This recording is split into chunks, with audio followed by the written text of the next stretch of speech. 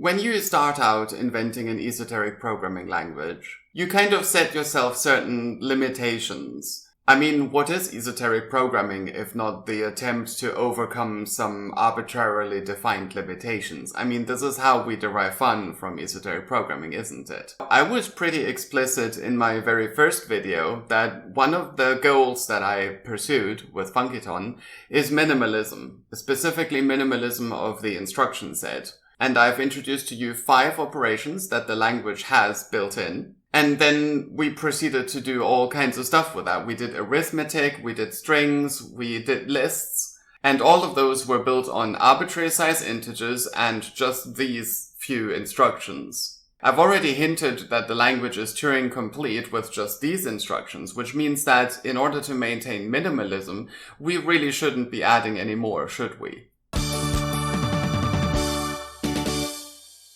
Last time I talked about lists, and we saw how you can actually encode an entire list of integers in a single integer. And then I started asking, what if we want to write functions that process each element at a time? So I talked about the map function and I talked about the filter function.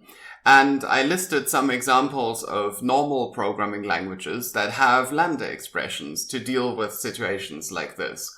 Now, what is a lambda expression really? The whole purpose of a lambda expression is to be able to define a behavior and then pass that as a parameter to a function, in this case the map and filter functions. Now, if you followed my journey up to this point, you may reasonably expect that I'm going to show you yet another binary encoding like I did for strings and then for lists. And the thing is, I spent quite a lot of time thinking about this. I tried to design some kind of binary format that would encode a Funciton function. Or any kind of function, really. It doesn't actually have to be a Funciton function. All I would need to do is to write an interpreter for it in Funciton. So you would actually end up with like an isolang inside of an isolang, which would definitely be very cool, sure. But there is one issue with this which prevented me from liking this idea. We've already written a lot of code in Funciton. And what if you wanted to use one of those many functions that we've already written inside of a lambda? See, the problem is that if we invent an isolang inside of an isolang, then we cannot reuse any of the code we've already written. We would effectively have to re-implement everything in that second isolang just to be able to include it in lambda expressions. And the same would be true of any function you would write in the future. As soon as you've written such a function, you still can't use it in a lambda expression unless you re-implement it. Let's not do that. So, in addition to the 5 original basic operations, which are enough to make the language Turing complete by themselves, I've decided to add a 6th one, lambda expressions. We've added 2 pieces of syntax, one to create a lambda expression and one to invoke a lambda expression. And if you're thinking now, hey, wait, that's 2 separate operations. Well, if you think about it, each one of these operations is completely useless by itself and does nothing. So I consider it a single feature, even though it employs 2 separate syntaxes. And here's how this works. As you can see, every lambda box always has 4 connectors. One of those is the lambda expression. One of those is the input to the lambda, which is a single integer. And then you'll notice I've made it possible for a lambda expression to have 2 outputs. Now, obviously, if you only want to return one value, you can just set output 2 to 0 or any other value. It doesn't matter. So let's write a little program to demonstrate how to use this. I'm going to write a program that will take standard input, split it at the comma so I get 2 separate strings, and then I'm going to run the same lambda expression on both of those strings. And I'm going to use a lambda expression that calculates the length of those strings. And then we concatenate the results. Let's start by writing that lambda expression. So right here we have the general structure of a lambda expression. We want the lambda expression to come out at the bottom, so I'm just going to turn that into a line. When the lambda expression is invoked, the input that is passed in will come out to the right here. So we want to calculate the length of a string, so I'm just going to call the string length function. Now these string lengths are of course integers, but we want to output these integers, so let's turn the integers into a string. So for example, the word hello would become the string containing the number 5. And now we need to put that into our output. Now every lambda expression in Funciton has 2 outputs, but we want to use only the first one because we only need one. And since our lambda expression is not going to use the second output at all, I'm just going to output 0 there by convention. And now we have a lambda expression that turns a string into a string that describes its length. Now let's write a main program. Let's start by getting the standard input.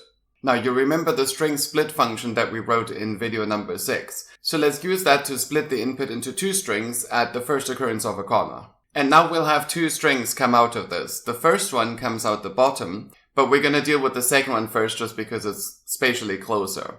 Now we want to invoke the lambda expression, so we need a lambda invocation box, which looks like this. And in fact, we're going to keep it at the same orientation, which means that the lambda expression is going to come in from the top. Now the input to the lambda expression is of course going to be the string that we got from the string split function, so we're just going to join this line up. And we only need the first output, so we're going to use one of those loop constructs to ignore the second output. Okay, that's it for the first one, or rather the second one, the second output from the string split function.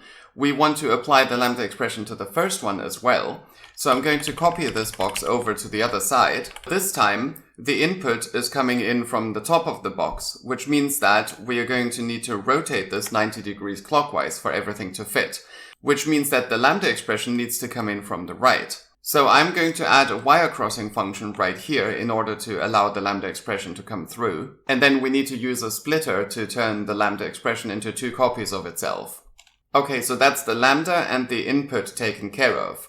Now, where does the output come out? Well, output number 1, since we're rotating 90 degrees clockwise, is going to come out here, which means that it's the bottom output that we need to silence. Okay, now let me just save some space here. Now, after the lambda invocations, we expect to have 2 strings which contain numbers. We want to concatenate them together with a comma in between. So let's start by putting a comma in front of the second one. And now we have the first string and the second string with a comma in front. Let's concatenate those 2. And that's it. That should be our test program. Let's run it. Okay, let's start by running it on hello, world. So this will split the string at the comma and give us the length of each part. But of course, both of those are the same. So let's add something else to distinguish them. And it turns out we get a 5 and a 6. So that seems to work. But if you've seen my previous video, then you know that we're not happy with that. We want to be able to apply this lambda to every string in a list that could contain any number of strings, not just 2. So ultimately what we want is we want a function like this where we can pass in a list and a lambda expression, and we should get out a new list where every element of the original list was passed through the lambda, and a new list was constructed with the results of that.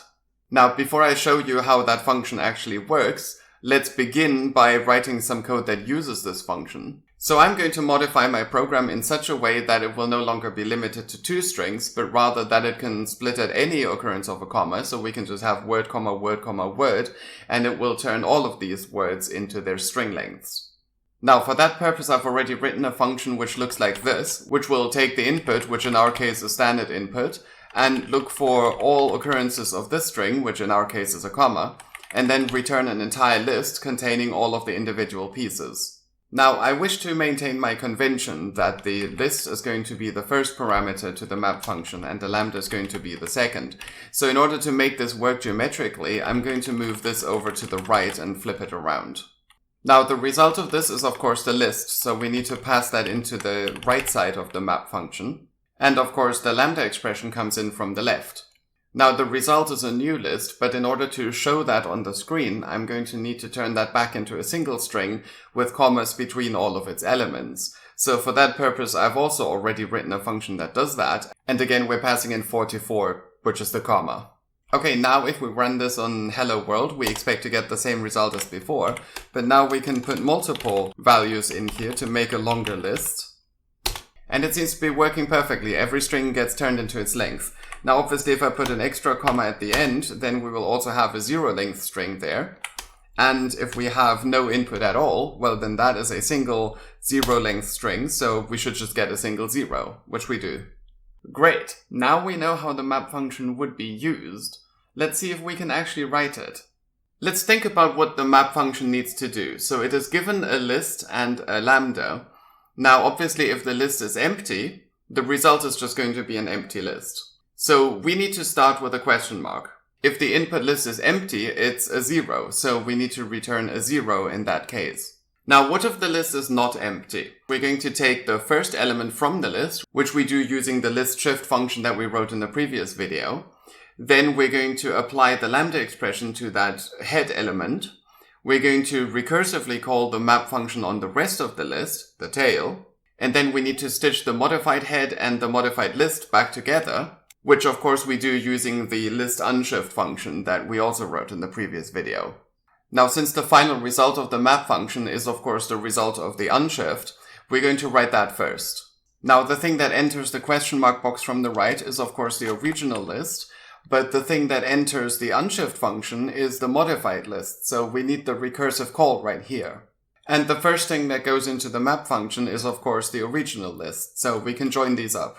The other thing that needs to go into the recursive call is of course the lambda expression. Okay, now what's the other thing that needs to go into the unshift function? Well, of course it's the modified element, and in order to obtain the modified element, we need to run it through the lambda. So we're going to be pasting this lambda invocation box here.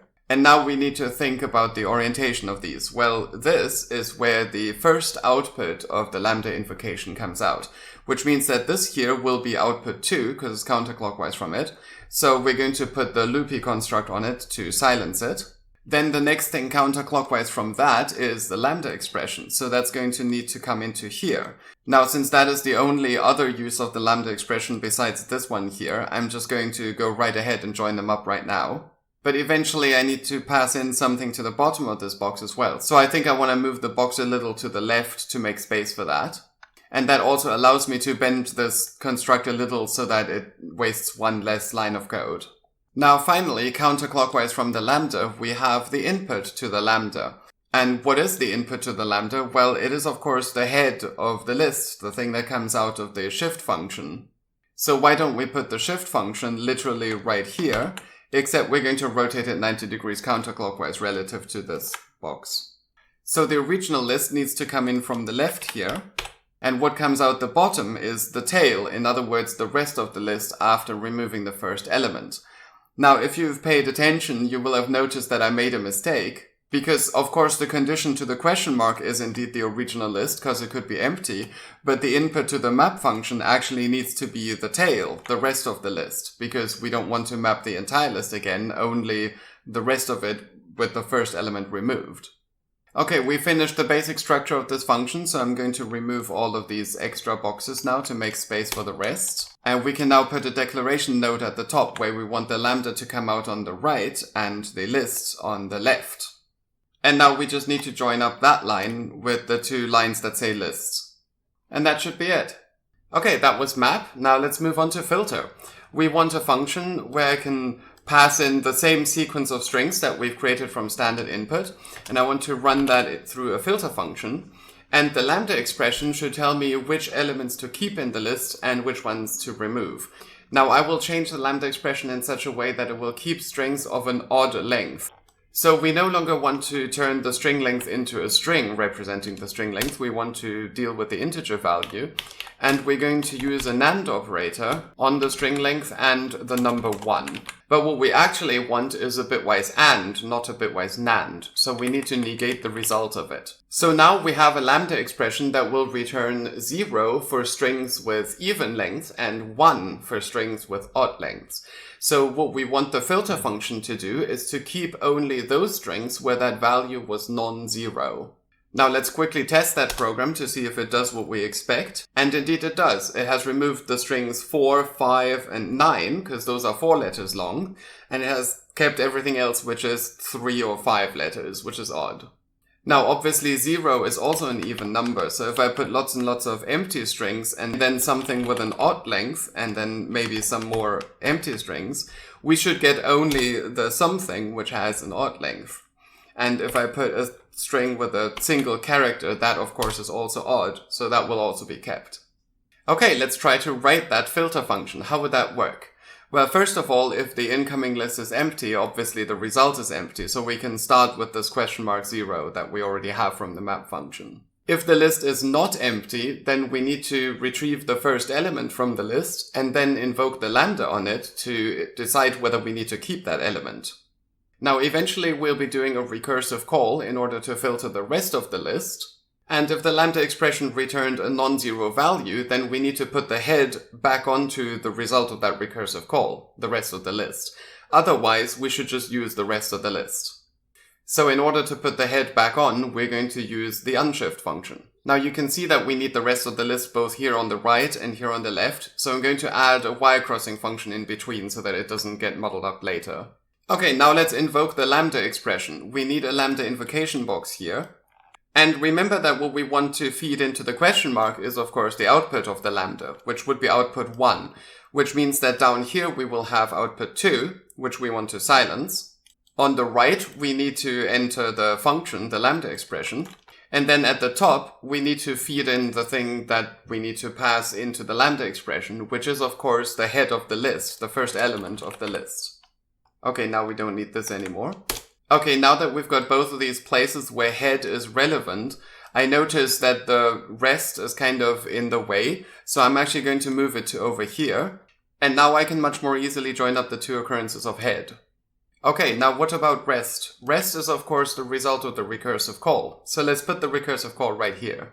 And what we need to feed into the recursive call is of course the rest of the original list, which is the tail. Well, and the second thing is of course the lambda expression, which we need both here and also here. So I can join those two up right now. How do we obtain the head and the tail? We use the list shift function. And of course what we need to feed into the list shift function is the original list. Now, in order to free this wire here, I'm going to punch through this with a wire crossing function. To see how all of these will join up, let's write a declaration box. And of course, we want the list to come out on the left here, and we want the lambda to come out on the right. Since we need the list twice, let's start by putting a splitter right here, and joining up one of those ends of the splitter with the value that goes into the shift function. And we can easily join up the lambdas now. And finally, the last occurrence of list will have to join up with this end. Now let me just see if I can compactify this a little by moving things around. Okay, I think I'm happy with this layout. Now you may reasonably ask, why did I choose to give lambda expressions only one input but multiple outputs? Isn't it more normal in programming languages to have multiple parameters but only one return value? Well, for obvious reasons, I wanted to make lambda expressions as versatile as possible, so I wanted to be able to pass in as many parameters as necessary and return as many return values as necessary. And the thing is, there is a trick that allows you to pass in multiple values even though the lambda takes only one. Now, if you've seen my previous video, you might be thinking tuples, and that is certainly one way you could do it, but it's not what I'm referring to. What I'm referring to is currying. Now, currying is a method that a lot of functional programming languages use to do exactly that. The lambda expression or function will take just one input, but then it can return a new function, which will then take the second input. And if it needs more, it can keep returning functions until it has all the input that it needs, and then it can generate the return value. There is no equivalent trick for returning multiple values, at least not one that I'm aware of. So I was thinking, what do we need in order to be able to return any number of values that we want? And well, the idea that I came up with is to make it so that if you need to output 2 values, then you have 2 outputs available. But if you need to output more than 2, you can always output the first return value in output 1, and then you can return a lambda expression in output 2, which will then produce the other outputs one after the other. And it doesn't even matter if that lambda expression doesn't need any further input. You can always just pass in 0. So how do we do this in practice? What if I do want to write a lambda expression that takes 2 inputs? And the answer looks like this. We basically stack 2 lambda expressions on top of one another. And what that actually means is that the one at the top is nested inside of the one at the bottom. So the one at the bottom will take the first input, and then it will return as its first output value the other lambda. Now, of course, since lambda expressions have 2 outputs, the first of those lambda expressions will also have a second output. But since that output cannot depend on input 2, you probably don't want to use it. You probably want to always put 0 in there. Now, one example of a list processing function that requires a lambda expression with multiple parameters is the aggregate function, also known as fold or reduce. One typical use case for such an aggregate function would be to sum up all of the values in a list. or calculate the product or something like that. In other words, you want to start with an initial value and then go through the list and apply the current value and the next element in the list to the lambda expression to get the next value. And then whatever you get at the very end after the last invocation of the lambda expression would be the result of the aggregate. So let's write ourselves a test program that would do something like this, that would use the aggregate function to add up all the values in a list of integers. But since we're getting a list of strings, we actually have to parse these strings into integers as well, and we can do that inside of the lambda. So let's start with the arrangement that I showed you earlier, where we have two lambda expressions stacked within each other. Then, of course, the final lambda expression will come out the bottom. Now, the first input is going to be the value that has been calculated so far. So at the first invocation, it's the initial value, and with each subsequent invocation, it's going to be the result of the previous invocation. Meanwhile, the input 2 is going to receive each successive element of the list. But remember, in our example, the input 2 is actually going to be a string that we got from standard input, so we're going to have to turn that into an integer first. And what do we want to do with our two integers? Well, of course, we want to add them up. So let's just add a plus box. That's it. That's all the lambda expression needs to do. So let's just pipe the result of the plus into the output. Finally, both of the secondary outputs don't matter, so I'm just going to put a 0 in both. And that should be our lambda expression with two inputs. Let's move that up a bit. Now we're going to pass this into a hypothetical aggregate function. So let me just draw the box for that. And what is the list that we want to pass into the aggregate function? Well, it's the same as what we had before, where we split the input at the commas. But then, of course, the aggregate function also needs an initial value. Now, in the case of adding up numbers, we want the initial value to be 0. So we need to pass that in as well. And finally, when all is said and done, we now have the integer that represents the sum of the list. But of course, we want to output it as a string. So we just need to turn the result into a string. Okay, let's see if this program works. So let's try it on the numbers 1, 2, 3, 4. That should give us a sum of 10. And it doesn't. I put the arguments to the split function in the wrong order, so let me quickly fix that. Kudos if you noticed that. Okay, now let's run the program on the numbers 1, 2, 3, 4. That should give us a sum of 10, and indeed it does. Plus 5 is of course 15. And just to show that it can do really, really big numbers as well, I'm just going to mash the keyboard here a little bit. And, well, you can verify for yourself that this is correct. Okay, let's see how we might write such an aggregate function. Once again, we're going to have to do different things depending on whether the list is empty or not. Now, if it is empty, what is the result? Well, it's the initial value, because if the list is empty, then we're not doing any processing on it. But if the list isn't empty, then we're going to have to split the list into its head and tail using the shift function. We need to run the initial value and the head element through the lambda expression. And then we need to call this function recursively, where the new initial value is now the result of the lambda, the new list is now the tail, the rest of the list with the head removed, and the lambda expression of course remains unchanged. So ultimately what goes into the question mark is the recursive call. So let's quickly put a box here.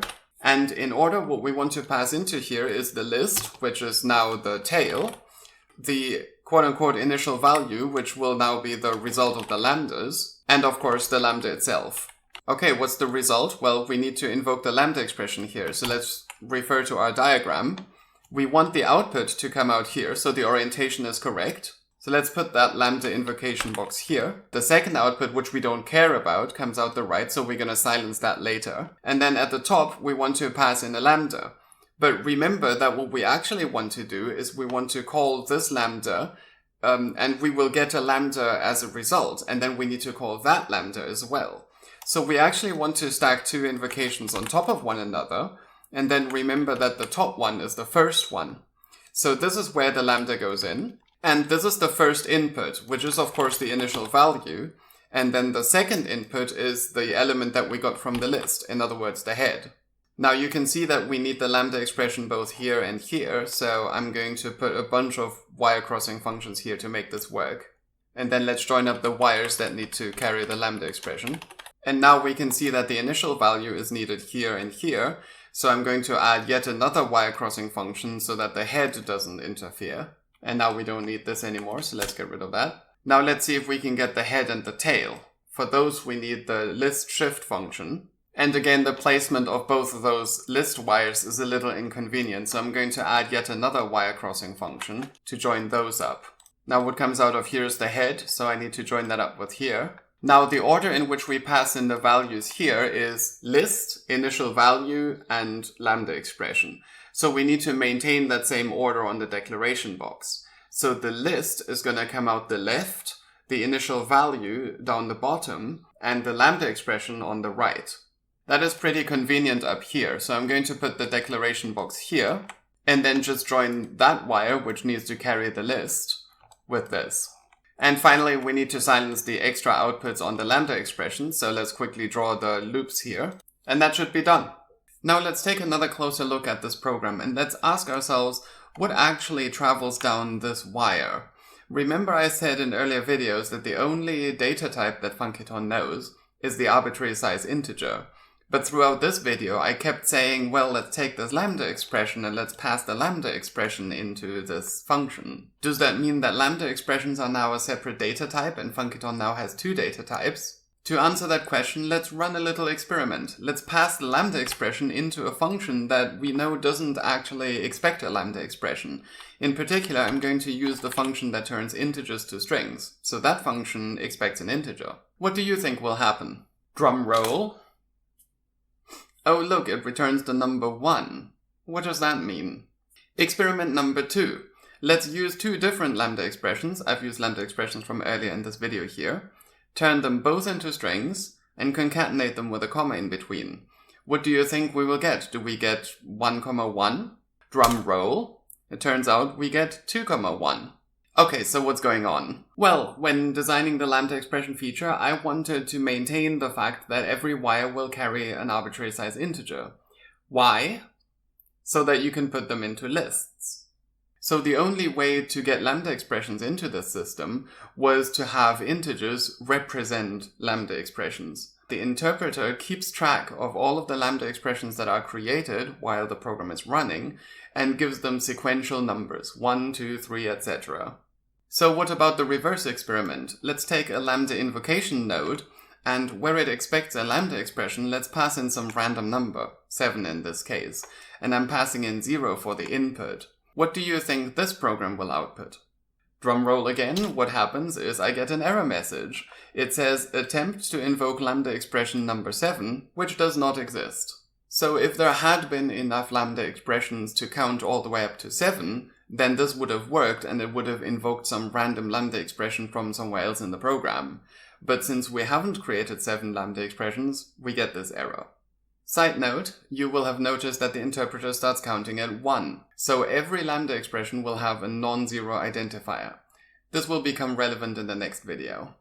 Now, I hope that I've convinced you that adding lambda expressions as a feature to the language was actually worth it, because now we can put any Funciton code inside of a lambda expression and pass it into functions such as map, filter, and aggregate, or any other functionality that would take a function as a parameter. Despite, there is one other very exciting use case for lambda expressions that I haven't mentioned yet, and which in fact I only came up with after I'd implemented the feature. Maybe you can guess what it is if I give you a clue. Remember that I said that if you want multiple output values, you could always have the first output return the first value that you want to return and have the second output return a lambda expression that would then produce the next output. Well, take that to a logical conclusion and let's see where we can go with that. And I'll see you in the next video.